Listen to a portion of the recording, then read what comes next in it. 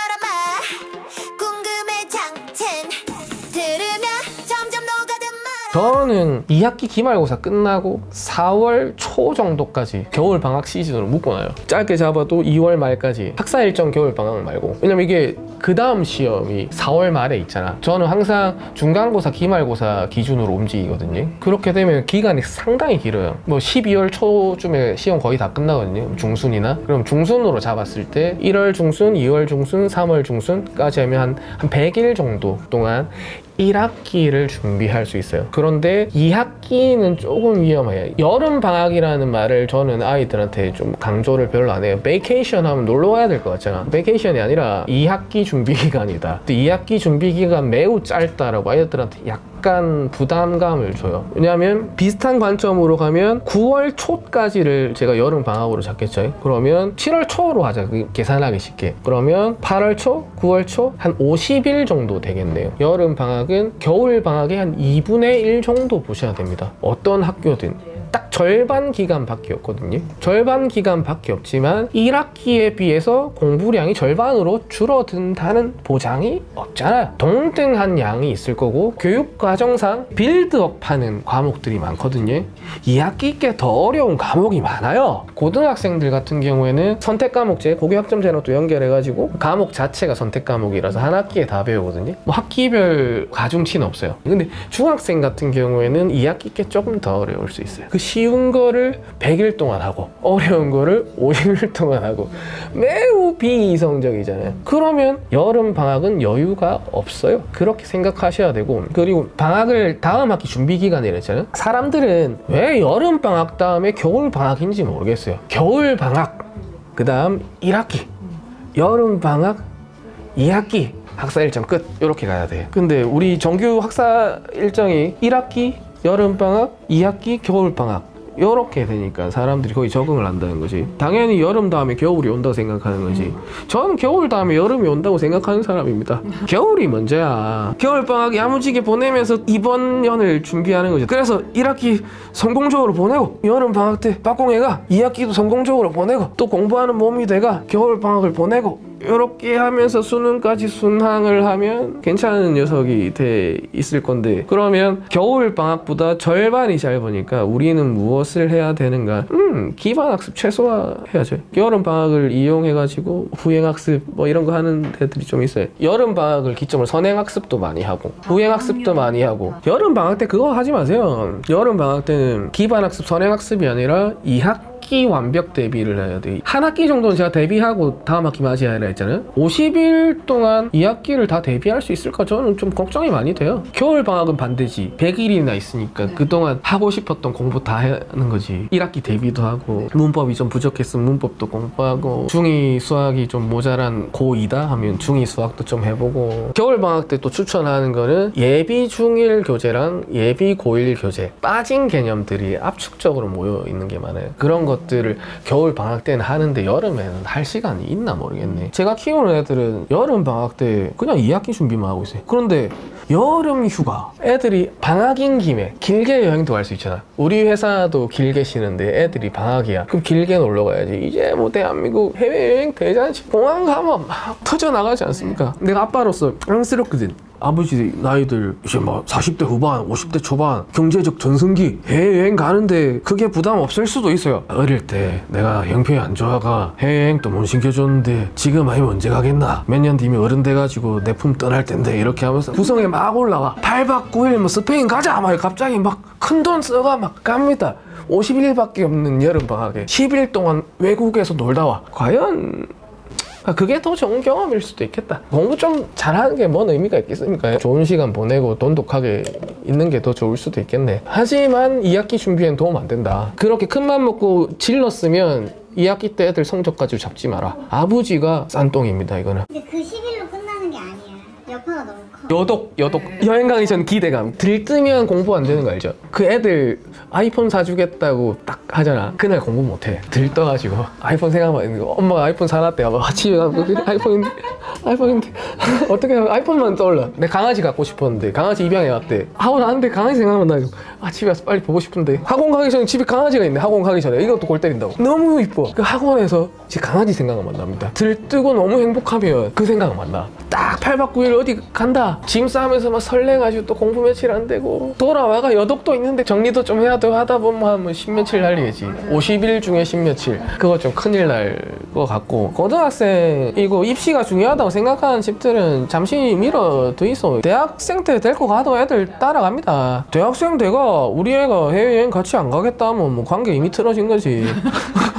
어떤 일이 있었길래. 여름방학 아이들이 조심해야 된다. 집에 오래 있으면 안 돼요. 갈등 무조건 생깁니다. 꼴배기 싫어요. 학교 갈 때 그래도 야무지게 6시 몇 분에 일어나고 7시에 일어났던 내 딸이 1시까지 자고 있다. 사람같이 안 보이죠. 반대의 경우도 있다. 너무 안쓰러워가지고 방학 때는 많이 자 이렇게 해주는 집도 있다고. 오히려 사람처럼 안 보는 집이 나아요. 그래서 깨워가지고 야 공부하러 가! 이게 훨씬 나아. 1시 2시까지 늘어져서 자는데 이뻐해주고 사랑해주고 딱 있다. 그 짧은 여름방학 50일밖에 안 되는데 50일이면 생체 리듬 1시로 맞춰지는데 충분하지. 이제 난 1시에 일어나야 되는 사람이 된 거야. 그 아이가 잠을 많이 자는 게 아닙니다. 어머니들 잠들고 일어나는 시간이 통째로 옮겨지는 겁니다. 착각하지 마세요. 어머니들 되게 위험해요. 잠을 많이 재우려면 일찍 재우세요. 늦게까지 자게 하지 말고. 우리 아이 잠을 좀 늘리고 싶다라고 했을 때 어머님들은 늦잠을 선택하신다고. 원래 자던 시간을 픽스하고 일어나는 시간을 여유를 주신다고. 저는 일어나는 시간을 픽스하고 자는 시간을 늘려줘야 된다고 보거든요. 더 재우려면. 일찍 못 재우는 이유가 뭘까요? 학원이 있잖아. 학원. 이것도 학원이 문제야. 학원 마치고 집에 왔잖아요. 그럼 좀 더 자려면 평소보다 좀 더 늦게 일어나야 된다고요. 그러면 학원 시간을 앞으로 좀 당겨야지. 그렇게 해야 계약 때 생체 리듬이 망가지는 걸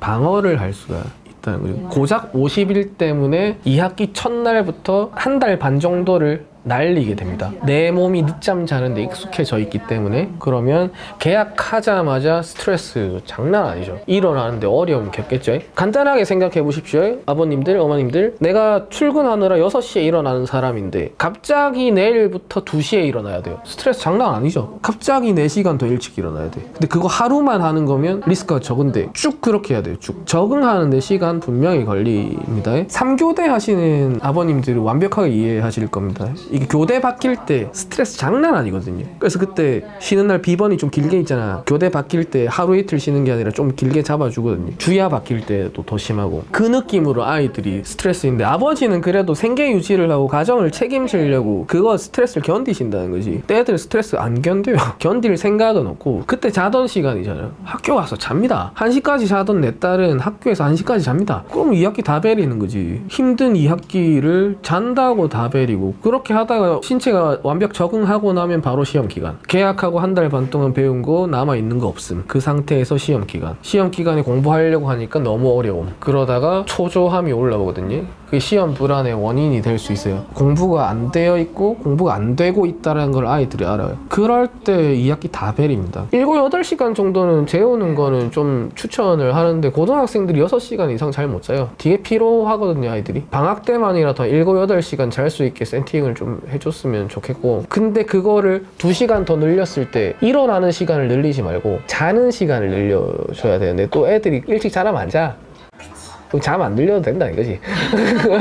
평상시 일어나는 시간에 일어나야 된다. 계약했을 때 피로도를 관리를 할 수 있어요. 1학기는 100일이나 준비할 수 있는데 2학기는 50일밖에 준비 못한다. 근데 그 50일 동안 바로 승부 나와야 되는데 피로 때문에 효율 안 나오면 좀 거지 같으니까 잠 관리 잘 해주시고, 어머님들도 출근하는 게 좀 나아요. 그래야 그 꼴을 안 볼 수 있거든. 자식 때문에 화가 쌓이면 수명이 줄어들 수도 있거든요. 엄마도 집을 나서는 게 낫고 아이도 집을 나서는 게 낫고, 가족 간에 갈등이 있을 것 같을 때는 집을 떠나 있는 게 나아요. 집을 떠나 있는 방법, 구체적인 뭐 장소라든가 방법. 학교 가는 시간에 일어나셔야 되고요. 학교에 도착하는 시간에 어디든 가세요. 조금 인프라 좋은 동네는 도서관이 있죠. 도서관 가면 되잖아. 도서관 없는 동네는 스터디 카페 있습니다. 운신 있고 뭐 담배 피는 형아들 있지. 그 형아들 방학 때 올까요, 안 올까요? 안 옵니다. 안 오시니까 쾌적하게 스터디 카페를 이용을 할 수 있거든요.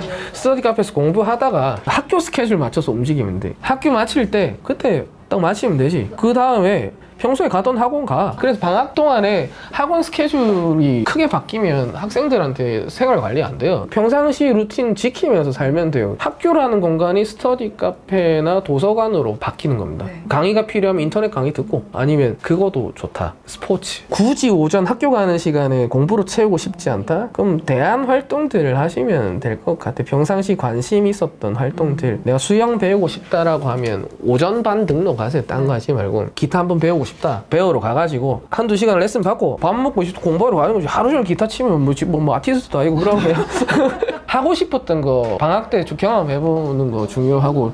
책 읽기.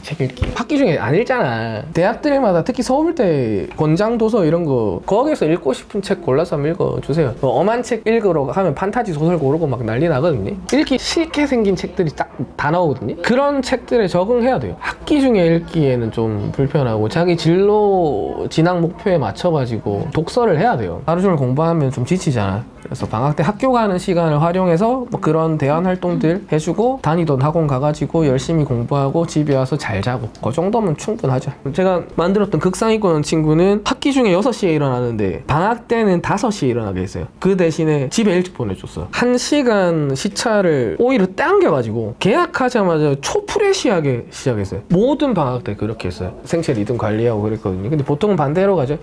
지금 막 뭐 통학도 돼. 애들 방학 때 하루 종일 잡아놓고 막 지금 6월 달인데 자리가 없대 지금. 학원들 관점에서도 성수기라고 볼 수 있어요. 방학 특강 이 시기를 놓치면 안 됩니다 하면서 불안감을 약간 조정해가지고. 근데 상업적인 목적 말고 그냥 근본적으로 봐도 애들이 집에서 잠만 잡니다. 사교육 조장은 아니야 이게. 학원을 하루 종일 가는 거 크게 나쁘게 보진 않아요. 근데 가정경제에 과도하게 부담이 되고 그다지 아이들이 남는 게 없습니다. 이 강의라는 게 되게 무섭거든요. 설명을 들으면 궁금증이 생기지가 않아요. 그리고 내가 모르겠다라는 퀘스천이 안 올라오는 거죠. 내가 모른다는 사실을 알아낼 수가 없어요. 메타인지 다 빠개입니다. 이거 강사들이 설명을 너무 잘하니까. 그러면 아이들은 거기서 효율이 올라간다고 생각을 하는데 효율은 올라가겠지. 근데 메타인지가 없는 사람들은 문제가 많이 발생을 좀 하거든요.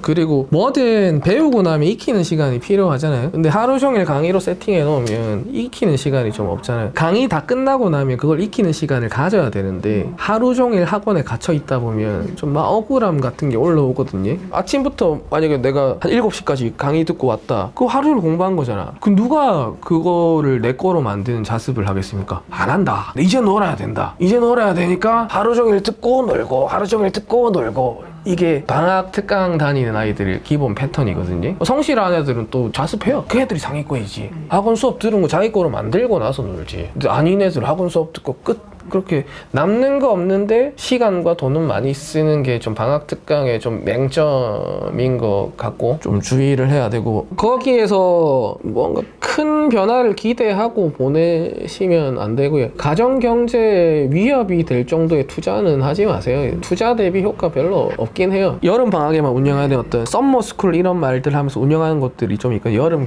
방학에만 운영하는 학원들이 있어요. 거기는 대규모로 운영을 합니다. 그러면 개별 관리가 솔직히 좀 힘들긴 해요. 학생이 많은데 강사를 그 숫자만큼 배정할 수는 없잖아. 그럼 개별 관리 조금 떨어질 수 있고 생각보다 효과가 별로 안 나온다 하더라고요. 관리가 필요해서 갔던 아이들이면 효과가 안 나올 거고, 하지만 효과 보는 애들은 그런 거지. 딴짓거리 할까봐 가둬놓는 애들, 그 목적이면 괜찮은 것 같아요. 안 좋은 기대 효과, 공부에 질릴 수가 있습니다. 하루 종일 공부하다 보면 공부가 싫어질 수도 있어요. 그리고 엄마 기대치 무조건 올라가겠죠. 2학기 때 잘할 거라는 기대치가 올라갈 건데 누가 방학 때 한 달 더 공부한다고 성적이 막 획기적으로 바뀝니까? 자판기도 아니고. 그랬을 때 평상시 성적 받아오면 바로 실망할 거예요. 나쁜 말도 하시게 될 거거든요. 방학 때 그렇게 투자해줬는데 성적이 이게 뭐야? 라고 100% 말하면 애랑 관계 안 좋아질 수 있어요. 그거 안 하시려면 마음껏 하시면 좋아요. 여름방학 침대에서 늘어져가지고 보내고 늦잠 자고 이런 건 충분히 막을 수 있거든요. 특강 참여하고 오전에 썸머스쿨 시작하려고 하면 생활관리, 루틴 관리는 분명히 된다는 거지. 저는 그게 다라고 봅니다. 거기서 효과 보려고 하면 강의를 다 소화하는 걸 시도를 해야 돼요. 듣고 마는 거 말고. 그래서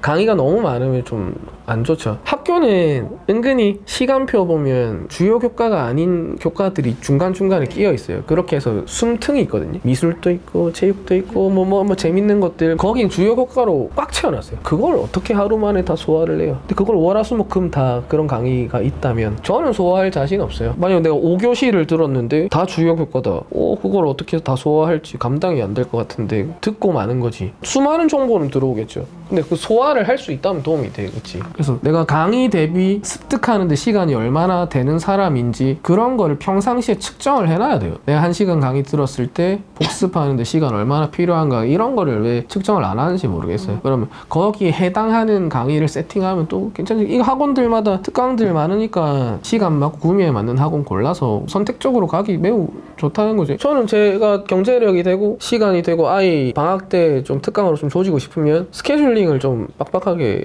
할 것 같아요. 3시에 국어 갔다가 5시 하원하면 식사하기 전에 또 복습하는 시간 좀 가지고 식사하고 그 다음에 또 복습하고 7시에 수학 보내고 9시에 끝나면 복습도 하고, 그래서 한 2개 정도면 괜찮겠네. 하나가 제일 좋은 것 같고, 요일별로 방학이라면 돈이 좀 많이 들지. 학기 중에는 매일 가면 안 되냐면 수행평가 때문에 매일 학원 가면 수행평가 할 시간이 없어요. 근데 방학 때는 수행평가 안 해도 되잖아. 매일 가도 돼요. 매일 하나 정도 가가지고 그 배워온 거를 소화 흡수할 수 있는 어떤 시간들을 좀 가져야 되고요. 하루 종일 여러 개 빡빡하게 쌓아놓으면 또 방학 조지는 거라고 저는 개인적으로 생각해요. 개인적으로 굳이 방학 특강 세팅하실 거면 요일별로 한 개씩 해가지고 아이가 복습하는 시간까지 하루 넘기지 말고 그날 소화 흡수하고 다른 과목도 공부해야지. 국어 수업 들은 날 국어 말고 딴 것도 해야지. 그러면 시간표를 잘 짜야겠지. 여름방학에서 가장 중요한 거는 2학기 대비 다 여름방학에 대한 컨셉부터 좀 약간 바꿉시다. 여름방학이 아니라 2학기 대비 기간이다 라고 세팅을 하셔야 되고, 겨울방학은 1학기 대비 플러스 기반학습, 후행학습. 그런데 여름방학은 매우 짧다. 다른 거 할 여유가 없을 건데, 그래서 2학기 대비에 모든 에너지를 쓰시고, 여름방학 생활관리에서 가장 중요한 거는 학기와 기상시간을 일치시켜라. 잠 더 자고 싶다? 일찍 자. 하지만 학기 중에 일어나는 시간에 일어나라. 그렇게 하면 2학기에 몸에 무리 거의 없다 라고 생각하시면 될 것 같아요. 시험디라 그래 며칠 뒤엔 괜찮아져. 그 생각만으로 벌써 한 학기가. 너와 망친 시험 때마다 슬픔은 나를 찾아와. 처음 점수 고백하며 설렌 쪽팔림과 우리 처음 망한 날 지나가고, 여름 방학식 눈물의 케이크 촛불 켜고서